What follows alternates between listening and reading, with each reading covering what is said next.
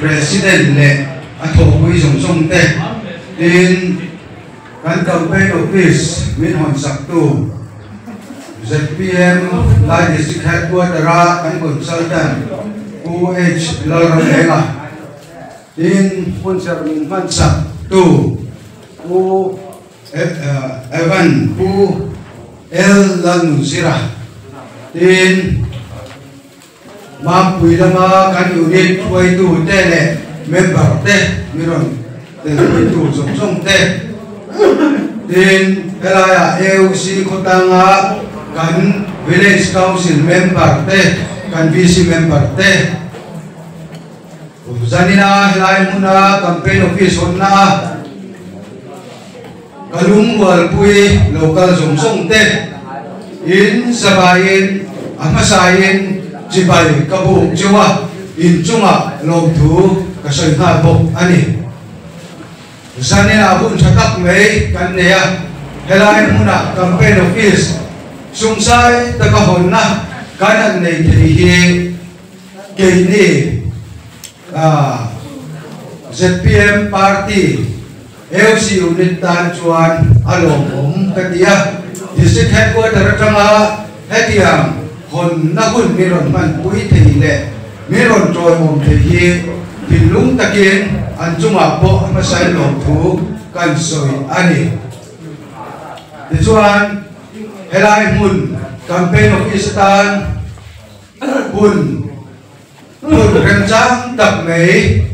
ku ke zoram le ti chung kwain minan man tir le thi te po hi alo mom le zual AOC ne achon he ai pa kamun rem chang le campaign office tan chahi aum chong lo heng ti pathian min pe pathian in rem chang ni siam saksel ni ka hia he hi dora te lo lu man silang chuan man ngai da khaum do lo ba dora lu atura siam me ka nia an la pe man lo hi kan van nei te po alun te le se la ni Buke zoram le na te chu ka chunga lom thu kan soi masale po ani ti chuan hey hun masalama pathian le AOC pian mi puite khowai na wangin tram ni than kinin kalom ve a chung hun kan man a chuan kan politics in kong abum bo le a khohar takin headquarter ani mo unit dang ani mo chú tiang chuan trôi ổn tu kan nei ngai lo ba campaign office kan hong ani poi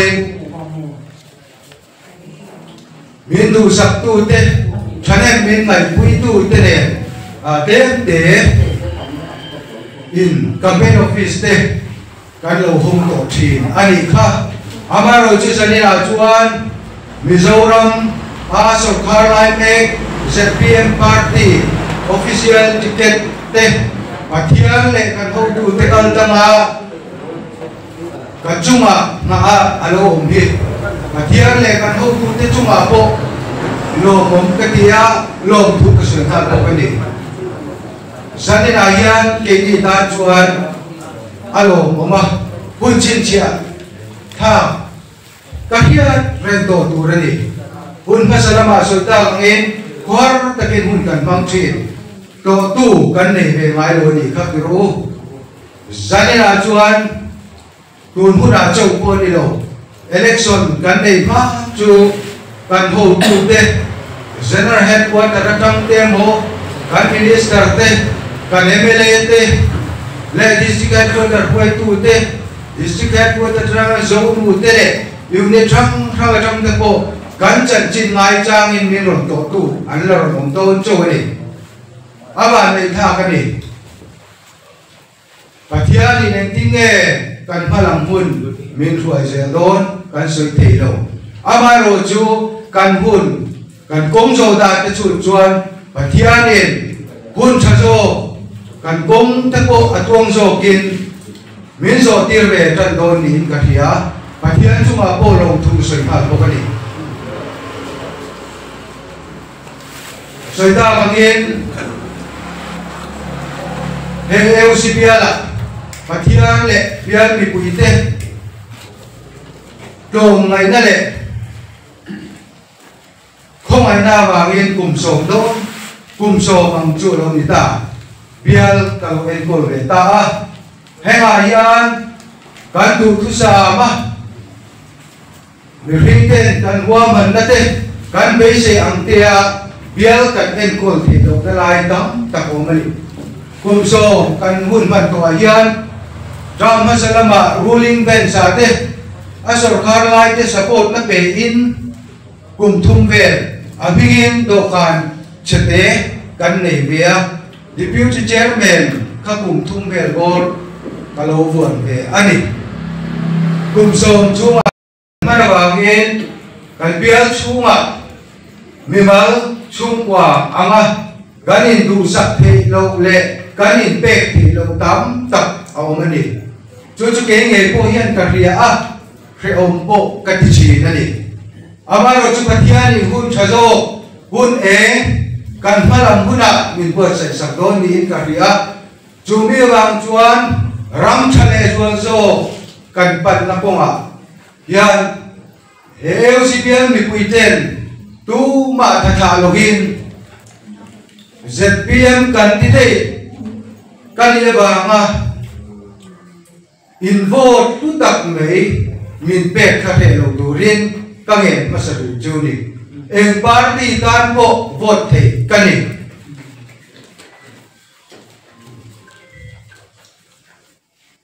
pathian le mi puizara than thina kan lo ma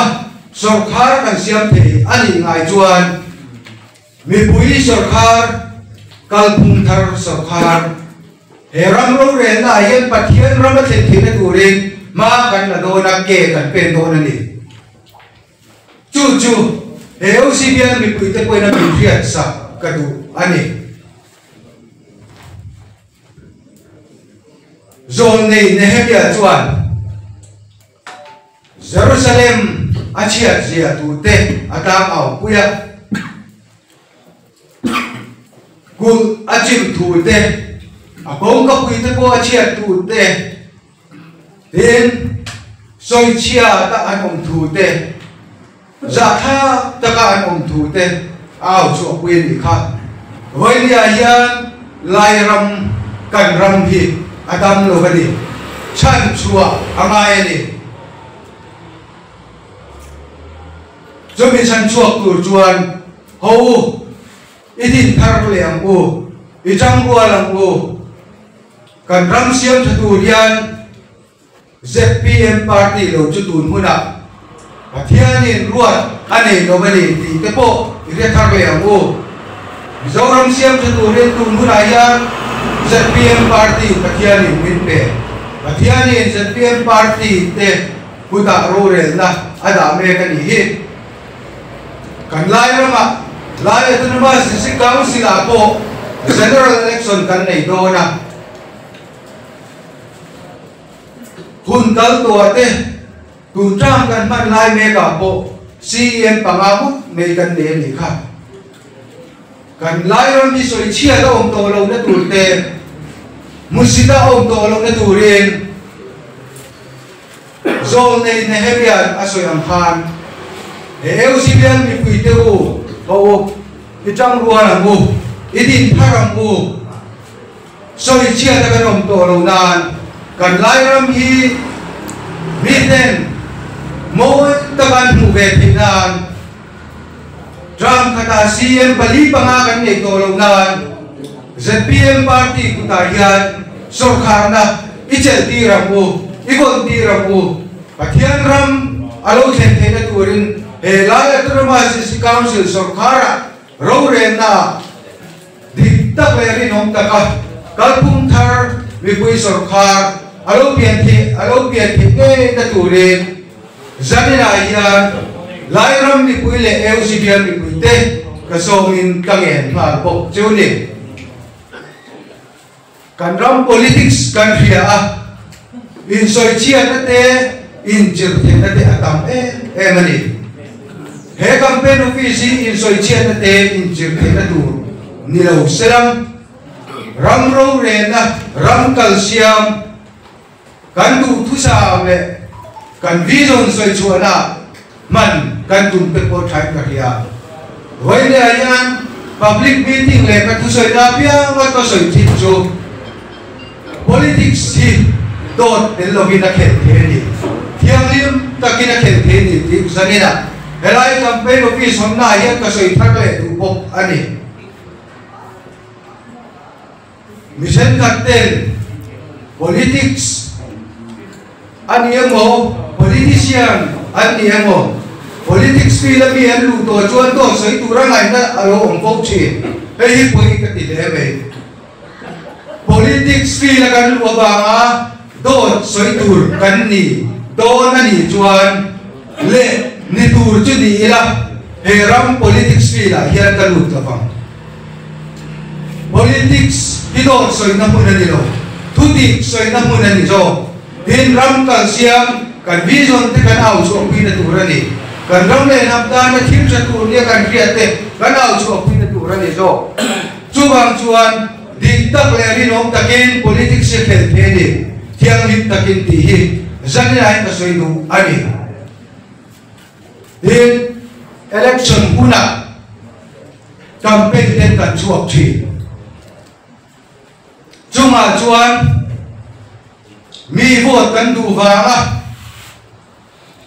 Sarkar na intiam te, contract intiam te, leeng emo intiam te, kan rama, kan district council po ni se, ami zoram pumbo ang poe, chen kat te chuan, anti china ni. Hoy niya yan, patian le, EOCBL mi puiten, tusap takamitan ko na han, minvo ula sarkar na kape ang duty, tu makalatian lo. Mình vô là còn chắc cấp hiện chú tín kế mày cả xôm ngay rồi chú he EOCBL bị bụi ta bôi ở thế tù in niệm ram rô rèn na cần chua thiên thì thế cái nôm á đủ sặc thế cái nôm cái nỉ chuan mình đủ sặc tu tê mình hoang ngày tu tê mình lái là tu tê kan thổ quy tế chú kan đủ sạc lệ thể tù ra nỉ chút thì chỉ là chuan ta rêu rù ka siam chỉ na nỉ vot tù vàng phim phim ba in tiam hi với nia EOCBL chung à tún kan campaign kan cha na po yan election puan tong hua yan sarkar na in tiam atam ko bin ka hiya candidate ni lem lo te poi candidate u le naw te le candidate chu le khat te poi sarkar na kan tiam ngam hi poi ka ti za tha ka ti he tiam hi kan rama auto su se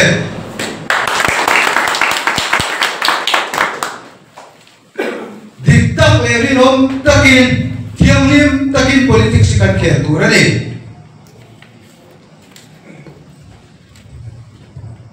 zania yan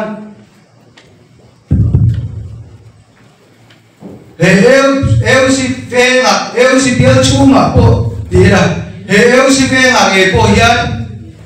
mit nei le pek nei chuan lo hero se ti ka soi du ni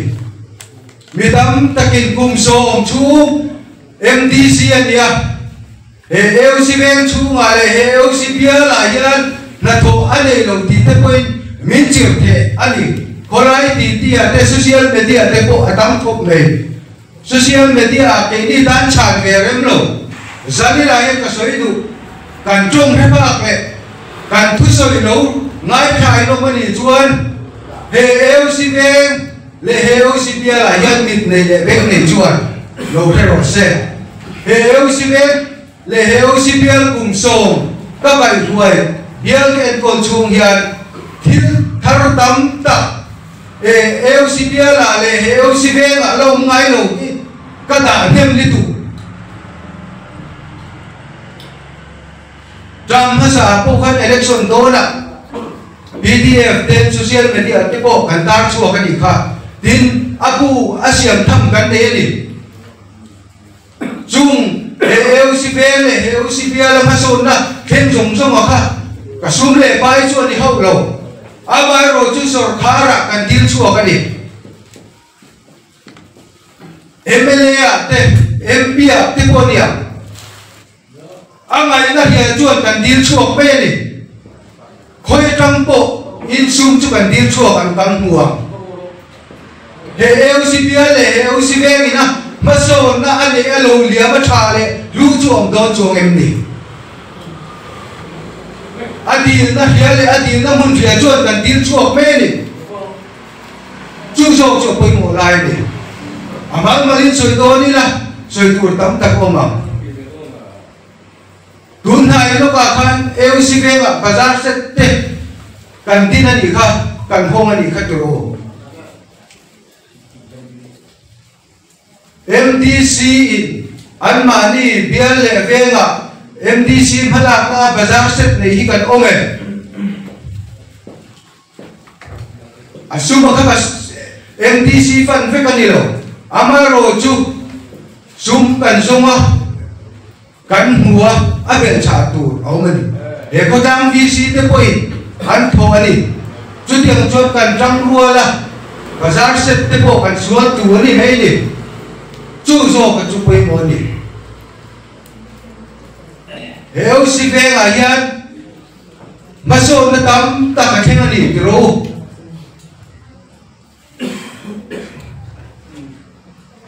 amal te chon kan sui se lo bang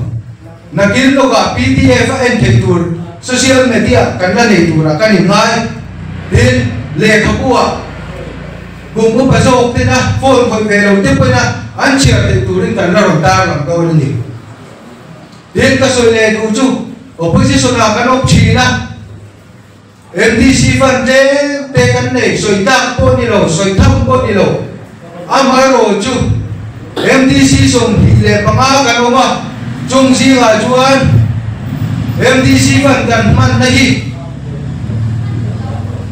apa hak na kan nilo ni point up top chia chun kan omam ti karing ani kan MDC fan man na hian diklo le fel le lo ani chuan tu te point lo soi chuak mang turin challenge sani ai ka siam du ni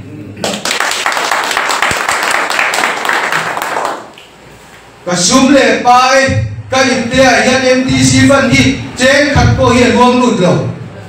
hi zani la yan ka bial mi puite le lai ram mi puite ka challenge du ni MDC van hi tram ha sa private resolution ka pulu kan ho tu de min pom puyan lungwa takin kan pasani tu mai opposition biala kan rampat set hije khat ma aluang mut ve mai lo opposition member te ro moi moi china ni khat ro amaro chi zanina voini a chuan tun drama le tram phasa a chuan opposition biala po kan rampat set hi aluang mut ve ni a resolution pulu tu kan ya gain ka du ulu kan ni aran pai contract angin kan ni pe mai lo ego mor chang song ani lo chuan asumo mang ang hi ana akan bel china ni kasum le pai po ka choi te chang o mani e fan kan man na yan du ang a cha o do lo ai chuan ti kasum le pai po ka se ke zo ka ni he bial hian ma so na pu se he bial a yan ro ki mom se la kan ong to lo thua po mi ten min thiat ve thì cái turin râu kính đã cái tung về tham chỉ là gì trước khi ông chuan cần cả quy trình là gì thì bộ gia đình này cái suy đủ bộ cái gì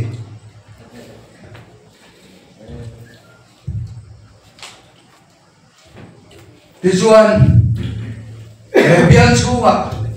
in phụ mồ đất đấy thu thịt tổ đầu tiên miền phụ tu để miền soi tu tắm tất cả nông chìm amaro chu politics fi la kan om anti ve tu rom renga kangai nei amaro chu thu dik kilal ve ro se he ram politics a hian to te loi politics ni khel na mangu e ka soi du ni tiam theate tiam zelate ni dum lo mangu kan ram le nam tan kan district council tan enge mathir kan nei ti zo hian politics i khel na mangu hoin với nhà hiền heo CPL chua anh em một kan ram le nama ege contribution kan e về thì politician thì hiện kan in te phung tu ra ni pathian le bi puizara tu drama long time master plan buat sai neuroseti private resolution kapulu le a kan ho tu te zara le kan chien tha te zara kan tho pui te zara hausa kan pasa amaro chu chu tianga mala ke tu ma tun tram chua sarkar sim panga kan nei to khan tu ma anong lo ya van ko thak ka ti ege kan mo kan ram hian he long tai khu wi hian ege mo politician kan ni chuan he ram le nam dan hian ege ka soi chua ve ege ka ngai tua chua ve ti a hian kan ram politician ti hi ite amu ikhirangu an bial chunga ege eset anne mi pui van dang dan ege anti ti zong in ikhirangu kan fai rel bel chok kan ngai tua ni chuan ram ruai tu cha kan nei ngai lo bang politician cha kan nei ngai lo bang bial mi pui zong zong le heram a mi pui zong zong te hian district council atang ni mo Mizoram Sarkar atang hian kan fai rel bel a hian ron lu vek thi lo kan dong vek lo amai ro chu kan ram kan Sarkar hian enge ati ram mi pui te dan ham chat na enge abuat sai ti te I chu thi na mu chu tiang ti thei tu ram roi tu kan than thei na tu chuan ho in ngai tua thak le u Sarkar oma mi pui kan omani Sarkar chuan mi pui chu angai ven turani angai tua turani chuti ruali Sarkar hian mi jom lom tak turani lo mi pui lam te po hian Sarkar ati tur kan nei ve mo phur na kan nei ve chuti am chuan kanin jom ton turani kanin peton turani tilai te poi ram mi pui te poi kan thia thar le poi mo le ka thia wai ni ayen kan fai ren be la chen no wa mo ta kan Sarkar ding lai te kan ram roi tu te kan politician te isen mut lo bang u ram le nam dan ege ngai tu nan se le ege ngai tu chua kan ram le nam dan ege ti kan bial dan ege antia ege an fen chua ti lai yan kan politician te ite thi na mo ti hen zanina yan EOCPL mi pui te le lai ram mi pui te ka so min ka cha du bok chu ni Mizoram ZPM party dura Sarkar na akal pui me ka ni mi mal chung kwa chu en ma mit bevek seng lo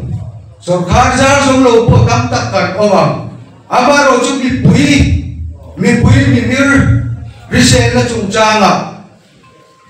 golden card le healthcare Mizoram universal healthcare scheme max kan ti kha abot sa ni voi ni ayan chu tianga in register ta chu dam do ina anlu chuan athon ang tukin ain en ko the ni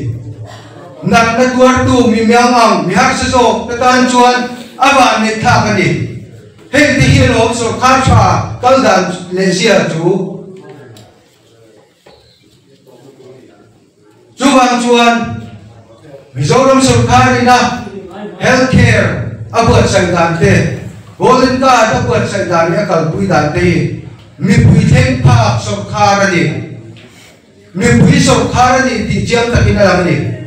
in kan thi van tuai na kan to in ring awa kan khoso ka kan chia ber kun chu chia kan to thi ni thi kan to ni hin ni kan bo ral ni hin ni chung mu da te po chuan kun ma lo ngai lo ai zo la ani mo lung le ani mo long da ani mo khoi mu da po lo van tuai lo bo ra li la kan in le lo wa nge Sarkar in ruang min phu then sakan hi hetiang te hi along ngai lo he lo tang po hian mi pui sarkar kal phum thak sarkar huap zo sarkar ti ajiang leng ka hia tin sarkar Mizoram da chalo dia hia chu waisin takina ti to ngamani ti ro ai kal po ati do ani hi ti ro kan ram le nap da na chalo tu dia hia da chuan ai kal po ati do kan hi kan sarkar ZPM sarkar hi agal to hian afel bere acha bere kati haulo amaro chu ego mo chena chuan sarkar masa inan ti ngam lo te anti thei lo te ego mo za ti ati chho me kani ati chan zel bok ani hetiam zo hian itiam u sarkar masa le te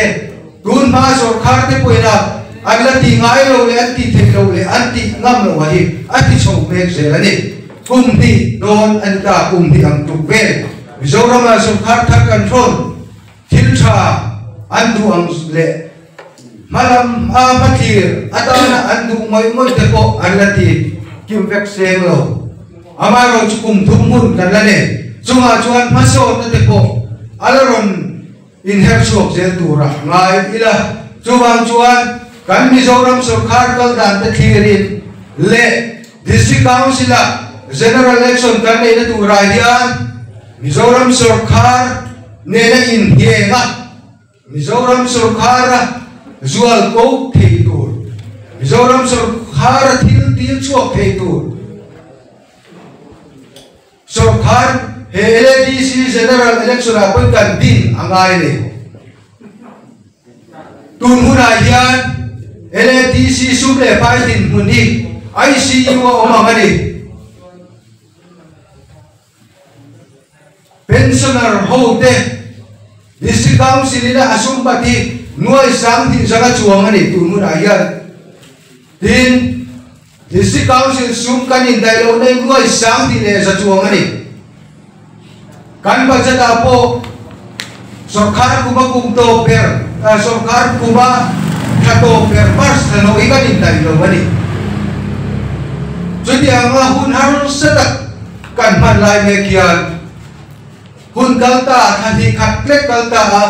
UDA sarkar ka country ani lomi emari bot po zaria don la ni kha de sarkar na he po country te chira som ru parubadia chomi tu apo chon engza tin nge pele kan la te chi lo hatiang ko pa sumin dai le in dai lo le leiba kan nei lai election don tre pa UDA sarkar chuan nuang an to lan nuang an chena he general election lo tu ra tin lo lawin sarkar na ani lak siam fak ani ka chuwa in lo lai ram hi dam lo kan ti chan chu angai kan ti na chan chu a chan chu thei tu chu tu nu ra chuan ZPM party chia au mani kan sum le pai dai lo na zong dir chuak tu chuan LDC general election lo tu ra hian ZPM party kan sarkar mai chutiang tu chuan kan ram ni pui te pon kai tu nei se ngo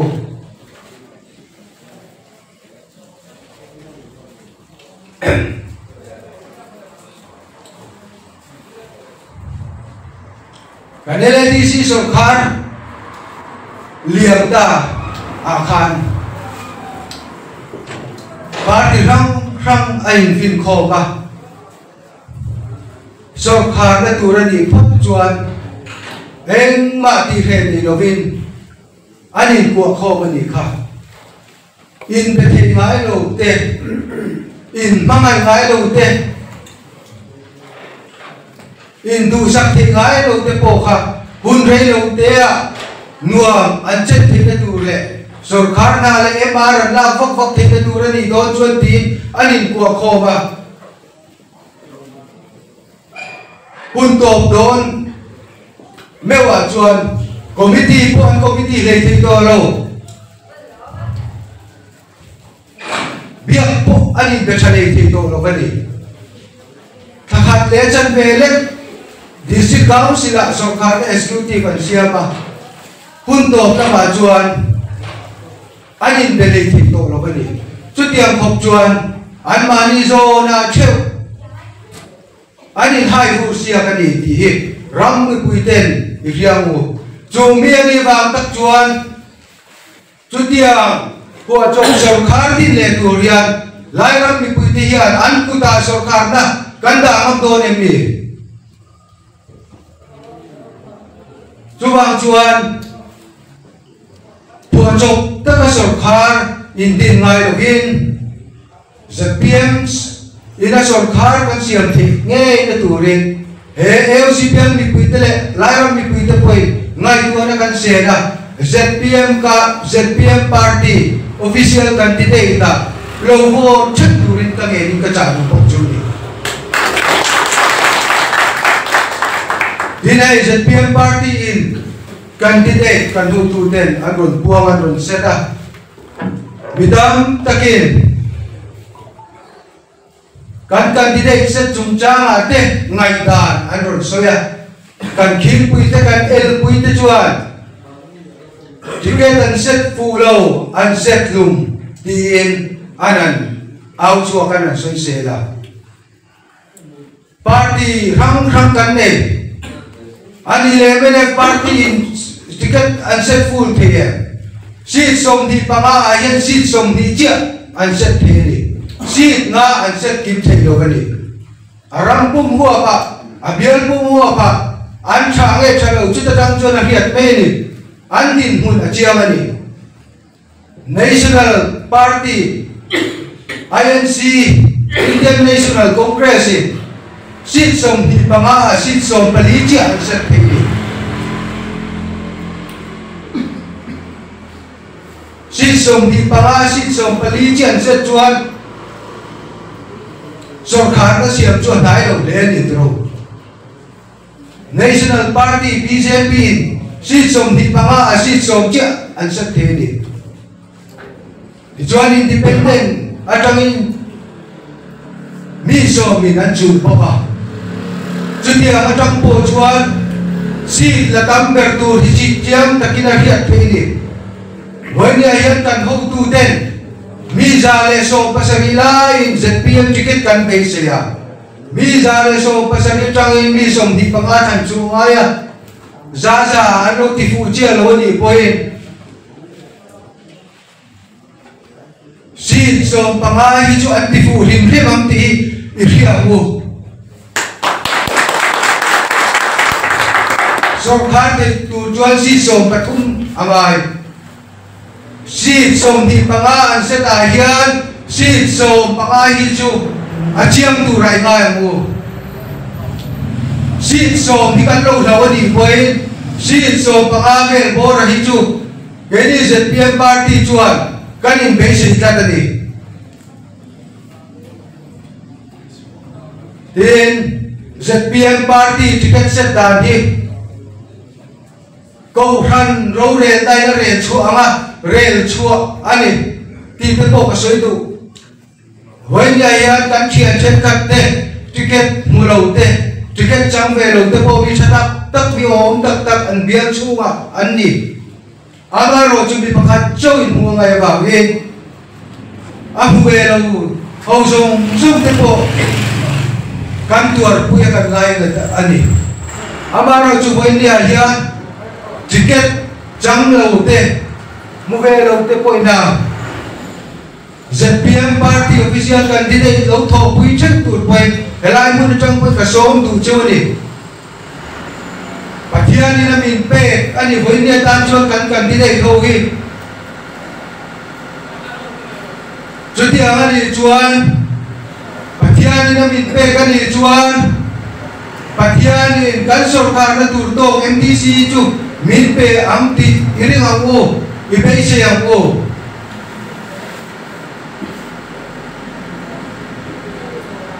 heram ro re na hian pathian ram chen te na tu ren pathian in MDC sarkar te tur to min pe tura ingai ang o i chong trai ang o chi tiang te po chuan voi ne kan candidate te hi lồng tai khúc ya chuan an lar vak lo ani the amaro chu an bial chu ma vot nei ka kan ni an bial chu cheng te an ni lo bani an bial chu ma chuan mi tha tak tak bilar ve tak tak thu an ni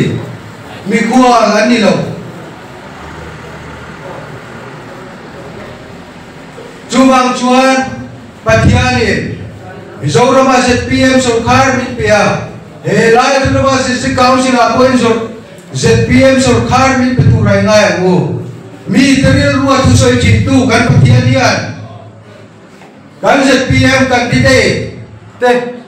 khomai tu le tu sak tu rian pathianin ami te anga litu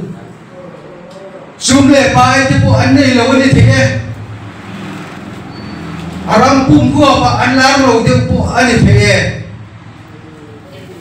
miro puita mi chalam tak po ani lo ani the amaro chu kanwan pathian hian thil tum area chu thil tum chu ati ro din don chuan ami puita ne na ami te ne na ko ran mi te ne na thu sun te ni pathianin ami te ne na thu soi chuan roinya milar lo nia kan ngai te mi chalang lo nia kan ngai te mi hausa ni lo kan ngai te mi ban tan ve ma pa ngai nia kan ngai te poi pathianin na tung ding the ni pathianin na du chu apon tiam me pathianin na du chu tung ding me chi chu ang chuan pathiana in ngatapu keni ZPM party chu sumle pai ani mo michal lang kanina mo aram pum ko pintan lar lo laba ingai ko lo ko pathianin khai chu adu chu khai chu pe chi chu ang chuan pathiana in ngatapu roinya yan kenge po hi pathian le kabian yan ke ba le koi bo ka le lo kan pui le ka chung kwa le ka u le nau pe pe tu mai bo kan le lo amaro chu pathian ni he ram ro re da le he bia le ko tu ra min hun ve ba ngin pathian ni bia mi pui te ru a thu min soi sa ka van le na ka chang ve me le ke ba ti the ye ni lo các chặt đau ống lầu các thiềm đây này các thiềm đau ống lầu thiềm này các biên bị quỳ tới ruộng cần biên bị quỳ tới ruộng thu min soi saka và đây nó min chân tira rồi thì nó min chân tira đi chút thiềm bốc chuan với nhé cần party ticket là tiếng hồ trên cái tin soi nấu chín mà sẽ là thiềm thiếu tùng ăn là đó chuan eng mai na dal thei lo ti lai ram mi pui le ka bial mi pui ten i lo thia ku chu bang chuan kan ram ro re la kan in khan da tu kan ram ro re tu tur te kan in khan da tu ra hian amma sabera pathian da angu pathian kan lama tan chon tu nge min do the am ti pathian tu kan pu kha chu bang chuan voi nya hian ngai tu na thar isem ngo kan ram tu cheme tung ding le tu hian ZPM party hi tun munatan pathian in pe kani chutiang taka kan malo ka general election lo tu ra hian ZPM party na so khana kan chan the na tu rin le he bial ayan ZPM MDC kan de nge the na tu rin he bial mi pui song te ka bial mi pui song te in khoi vote lutak min pele turin in tu sam ta le khoi na